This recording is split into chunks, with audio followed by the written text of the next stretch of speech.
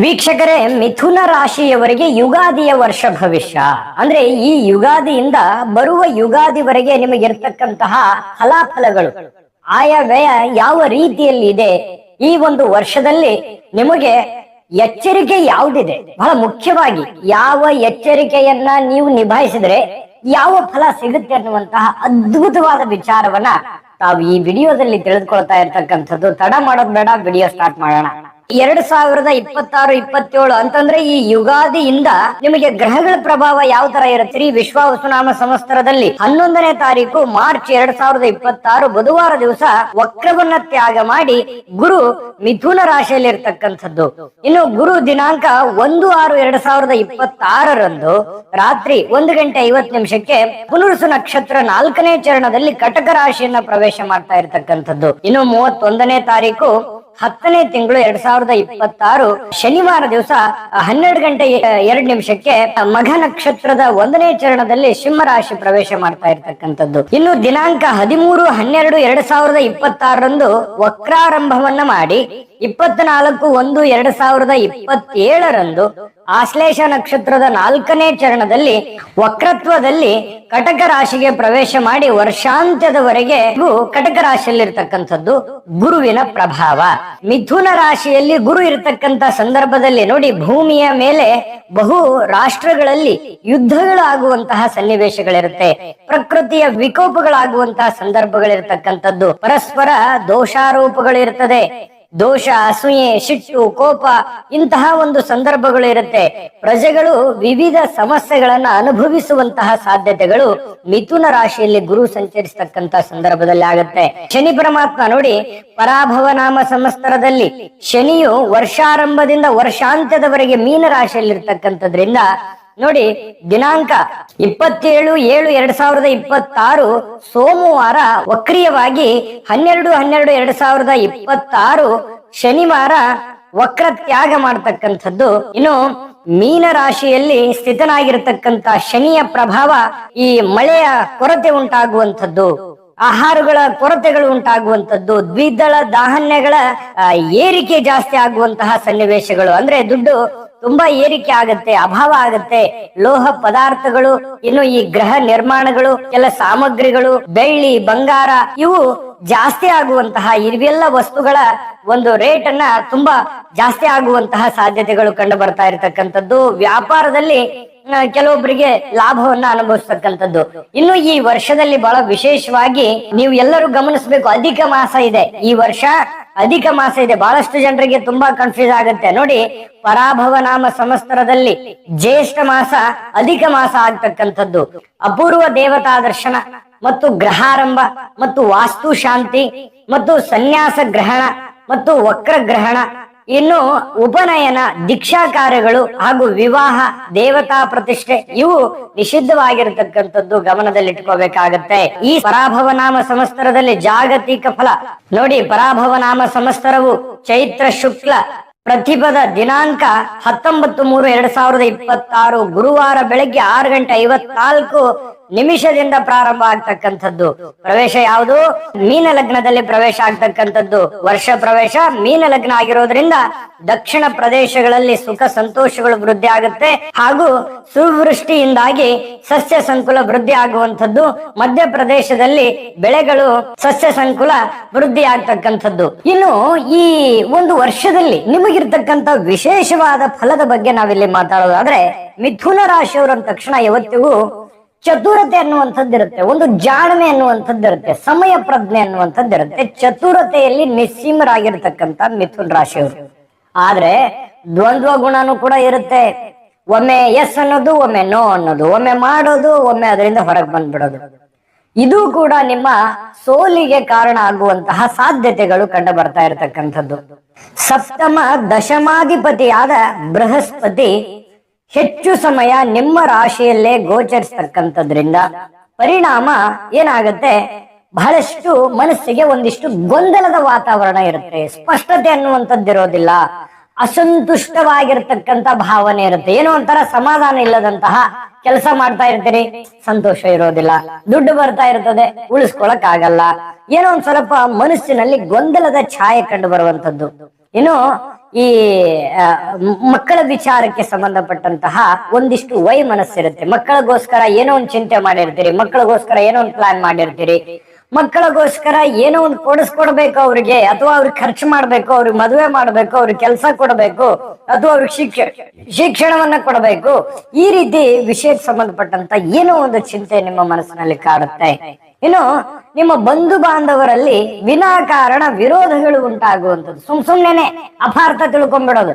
ಮೊದಲೇ ಮಿಥುನ್ ರಾಶಿಯವರು ಅಂದ್ರೆ ಕೇಳ್ಬೇಕಾ, ನೀವು ಏನೋ ತಪ್ಪು ಮಾಡದೇ ಇದ್ರು ನಿಮ್ಮನ್ನ ಅಪವಾದಗಳು, ತಪ್ಪಾಗಿ ಭಾವಿಸೋದು, ತಪ್ಪಾಗಿ ಅರ್ಥೈಸ್ಕೊಳ್ಳುವಂಥದ್ದು ಸಹಜ ಮತ್ತು ಸ್ವಾಭಾವಿಕ. ಇನ್ನು ಈ ವೈರಿಗಳಿಂದ ತೊಂದರೆಗಳನ್ನ ಎದುರಿಸಬೇಕಾಗುತ್ತೆ. ಸುಮ್ನೆ ಏನ್ ಮಾಡ್ತಾರೆ, ನಿಮ್ಮನ್ನ ಓವರ್ಟೇಕ್ ಮಾಡುವಂತ ಜನ, ನಿಂದನೆ ಮಾಡುವಂತ ಜನ, ನಿಮ್ಮ ನಿರ್ಧಾರಗಳನ್ನ ಕಾಪಿ ಮಾಡುವಂತ ಜನ, ನಿಮ್ಮಿಂದ ಒಂದು ನಂಬಿಸಿ ನಿಮ್ಮಿಂದ ಕೆಲಸ ತಗೊಂಡು ನಿಮಗೆ ಕೈ ಬಿಡುವಂತ ಜನ, ಈ ರೀತಿ ಎಲ್ಲ ನಿಮ್ಮ ಜೀವನದಲ್ಲಿ ಬಹಳಷ್ಟು ಆಗಿದೆ. ಅದು ಹೌದು ಅಲ್ವೋ ಕಾಮೆಂಟ್ ಮಾಡೋದ್ರ ಮೂಲಕ ತಿಳಿಸಿ, ತೊಂದರೆ ಇಲ್ಲ.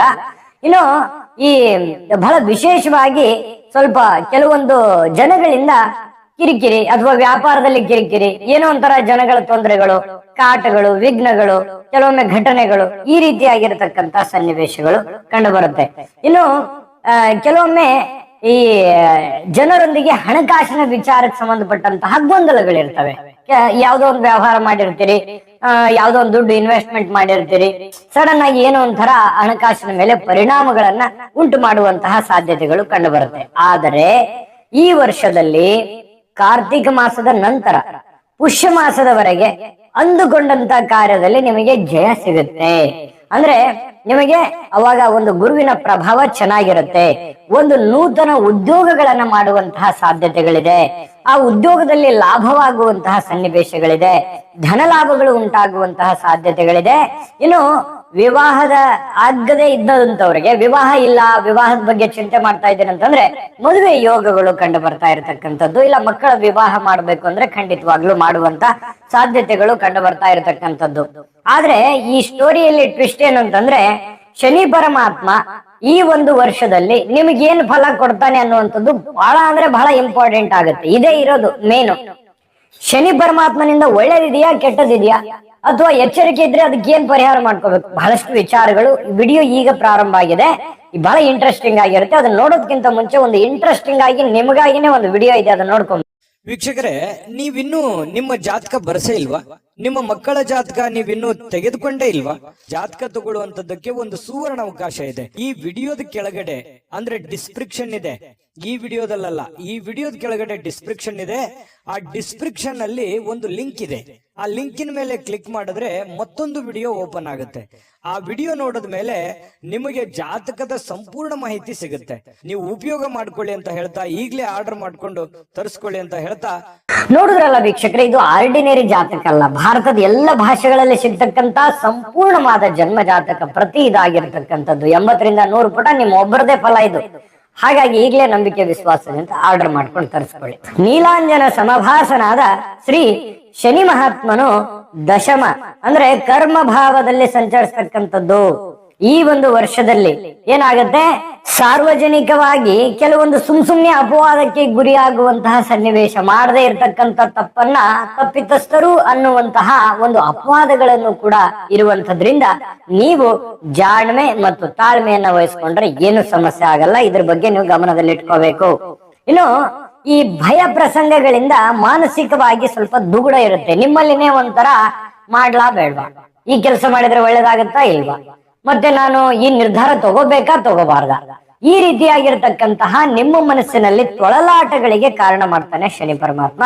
ಕುಟುಂಬದಲ್ಲಿ ಚಿಕ್ಕ ಪುಟ್ಟ ವಿಚಾರವಾಗಿ ಸ್ವಲ್ಪ ಕಿರಿಕಿರಿ ಇರುತ್ತೆ, ಅಥವಾ ನೀವು ಏನೋ ಕಷ್ಟಪಟ್ಟು ಕೆಲಸ ಮಾಡಿರ್ತೀರಿ, ಶ್ರಮಕ್ಕೆ ತಕ್ಕ ಹಾಗೆ ಪ್ರತಿಫಲ ದೊರೆಯದೇ ಇರಬಹುದು. ಅದರಿಂದ ನಿಮ್ಮ ಮನಸ್ಸಿಗೆ ಘಾಸಿ ಆಗುವಂತ ಸಾಧ್ಯತೆ ಇರುತ್ತೆ. ಈ ರೈತಾಪಿ ಜನರೊಂದಿಗೆ ಕೆಲವೊಮ್ಮೆ ನಿರೀಕ್ಷಿತ ಫಸಲು ಬರದೇ ಇರಬಹುದು.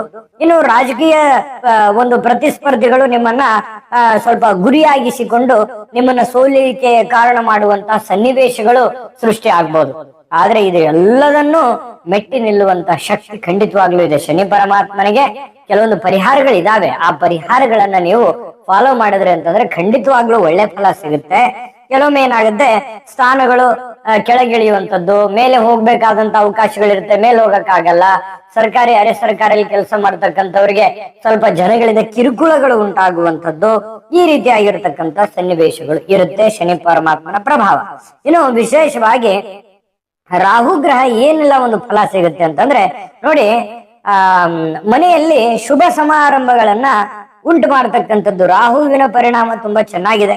ತೀರ್ಥಯಾತ್ರೆ, ಸ್ವಲ್ಪ ಅನುಕೂಲತೆಗಳು ಕಂಡು ಬರುವಂತ ಸಾಧ್ಯತೆಗಳಿದೆ. ಆದ್ರೆ ಕೇತುವಿನ ಫಲ ಸಾಹಸ ಪ್ರವೃತ್ತಿಯಲ್ಲಿ, ಕ್ರೀಡೆಗಳಲ್ಲಿ ಜಯವನ್ನ ತಂದು ಕೊಡುವಂತಹ ಸಾಧ್ಯತೆಗಳಿದೆ.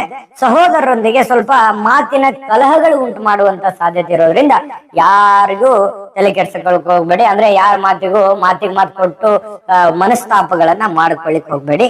ಸ್ವಲ್ಪ ಆರ್ಥಿಕವಾಗಿ ಎಚ್ಚರಿಕೆಯಿಂದ ಇರಬೇಕು. ಹಾಗಿದ್ರೆ ಈ ವರ್ಷ ಬರೀ ಕಷ್ಟಗಳ ನೋವೇಗಳ ಹಾಗಿಲ್ಲ. ಯಾಕಂದ್ರೆ ನಿಮ್ಗೆ ಒಳ್ಳೆ ಫಲನೂ ಇದೆ. ಆ ಒಳ್ಳೆ ಫಲ ಸಿಗೋದಕ್ಕೆ ಪರಿಹಾರಗಳನ್ನು ಕೂಡ ನೀವು ಮಾಡ್ಬೇಕಾಗತ್ತೆ. ಆ ಪರಿಹಾರಗಳು ಏನು ಅನ್ನುವಂಥದ್ರ ಬಗ್ಗೆ ಖಂಡಿತವಾಗ್ಲೂ ನಿಮಗೆ ತಿಳಿಸ್ಕೊಡೋಣ. ನೋಡಿ, ಈ ವರ್ಷ ನಿಮಗೆ ಗುರು ಮತ್ತು ಶನಿದೇವ ಶುಭ ಮತ್ತು ಅಶುಭ ಫಲ ಅಂದ್ರೆ ಮಿಶ್ರ ಫಲವನ್ನ ಕೊಡ್ತಾನೆ. ಆ ಮಿಶ್ರ ಫಲ ಇರುವಂತದ್ದನ್ನ ಬಹಳ ಅದ್ಭುತವಾದಂತ ಒಳ್ಳೆ ಫಲಕ್ಕೆ ಕನ್ವರ್ಟ್ ಮಾಡ್ಕೋಬೇಕಂತಂದ್ರೆ ಏನ್ ಮಾಡ್ಬೇಕು? ಗುರು ಹಾಗೂ ಶನಿ ಜಪವನ್ನ ಮಾಡ್ಕೋಬೇಕಾಗತ್ತೆ. ದಿನನಿತ್ಯಲೂ ಕೂಡ ಗುರು ಹಾಗೂ ಶನಿ ಜಪವನ್ನ ಮಾಡ್ಕೋಬೇಕು. ಮತ್ತು ನವಗ್ರಹ ಶಾಂತಿಯನ್ನ ಮಾಡಿಸುವಂತ ಪ್ರಯತ್ನವನ್ನ ಮಾಡಿ, ಶನಿ ಶಾಂತಿ, ಗುರು ಶಾಂತಿಯನ್ನ ಮಾಡಿಸಿ, ಹಿರಿಯರಿಗೆ ಗೌರವವನ್ನ ಕೊಡಿ, ರಾಯರ ಆಶೀರ್ವಾದವನ್ನ ಪಡ್ಕೊಳ್ಳಿ, ದತ್ತಾತ್ರೇಯ ಸ್ವಾಮಿಯ ದರ್ಶನ ಮಾಡಿ, ಗುರು ರಾಘವೇಂದ್ರ ಸ್ವಾಮಿಯ ದರ್ಶನ ಮಾಡಿ, ಶ್ರೀ ಶಿರಡಿ ಸಾಯಿಬಾಬರ ದರ್ಶನವನ್ನ ಮಾಡ್ಕೊಳ್ತಕ್ಕಂಥದ್ರಿಂದ ಗುರುವಿನ ಅನುಗ್ರಹ ಆಗತ್ತೆ. ಶನಿ ಪರಮಾತ್ಮನಿಗೆ ಶನಿ ಜಪವನ್ನ ಮಾಡ್ತಕ್ಕಂಥದ್ದು ಮತ್ತು ಶನಿ ಶಾಂತಿ ಮಾಡ್ತಕ್ಕಂಥದ್ರಿಂದ ಈ ವರ್ಷದಲ್ಲಿ ಅತ್ಯುನ್ನತವಾಗಿರತಕ್ಕಂತ ಫಲವನ್ನ ಪಡ್ಕೊಳ್ಳೋದಕ್ಕೆ ನಿಮಗೆ ಅವಕಾಶ ಇದೆ ಅನ್ನುವಂಥದ್ದು ಗಮನದಲ್ಲಿಟ್ಕೋಬೇಕಾಗತ್ತೆ. ಮತ್ತು ಈ ವರ್ಷ ನೀವು ಈ ರೀತಿ ಮಾಡಿದ್ರೆ 75% ಆಯಾ ವ್ಯಯ ಯಾವ ರೀತಿ ಇದೆ ಅಂತಂದ್ರೆ ನಿಮಗೆ 70 ಇಂದ 75%, 80% ವರೆಗೂ ನಿಮಗೆ ಲಾಭವನ್ನ ಕಂಡು ಬರುವಂತದ್ದು. ಇನ್ನು ವ್ಯಯ ಅಂತಂದ್ರೆ ನಿಮಗೆ 20-25% ವ್ಯಯ ಸ್ಥಾನದಲ್ಲಿರ್ತಕ್ಕಂಥದ್ದು ಗಮನದಲ್ಲಿಟ್ಕೊಳ್ಳಿ. ನಿಮ್ಮ ಆದಾಯ ವ್ಯಯ ಮತ್ತು ಈ ಒಂದು ವರ್ಷದಲ್ಲಿ ನಿಮಗೆ ಬಹಳ ಸಹಜವಾಗಿ, ಅದು ನಿಮ್ಮ ಒಂದು ಮಿಥುನ ರಾಶಿಗೆ ಸಹಜವಾಗಿ ಮಾರ್ಗಶಿರ ಮಾಸ 5, 10, 11ನೇ ತಿಥಿ ರವಿವಾರ ಮತ್ತು ಮಘ ನಕ್ಷತ್ರ ಇವು ಘಾತವಾಗತಕ್ಕಂತಹ ಒಂದು ಪ್ರಸಂಗಗಳಿರ್ತವೆ. ಒಳ್ಳೆ ಶುಭ ಸಂದರ್ಭಗಳಲ್ಲಿ ನಿಮ್ಮ ಒಂದು ಶುಭ ಕಾರ್ಯಗಳನ್ನ ಮಾಡ್ಕೊಳ್ತಕ್ಕಂಥದ್ರಿಂದ ಖಂಡಿತವಾಗ್ಲೂ ಒಳ್ಳೆ ಫಲ ಅನ್ನುವಂಥದ್ದು ಸಿಗುತ್ತೆ. ಒಳ್ಳೆ ಫಲ ಸಿಗಲಿ, ತಾಯಿ ಅನ್ನಪೂರ್ಣೇಶ್ವರಿ ಸಕಲ ಅಷ್ಟೈಶ್ವರ್ಯಗಳನ್ನ ಕೊಟ್ಟು ಕರುಣಿಸ್ಲಿ ಅಂತ ಪ್ರಾರ್ಥನೆ ಮಾಡ್ಕೊಳ್ತಾ ಸರ್ವೇ ಜನಃ ಸುಖಿನೋ ಭವಂತು.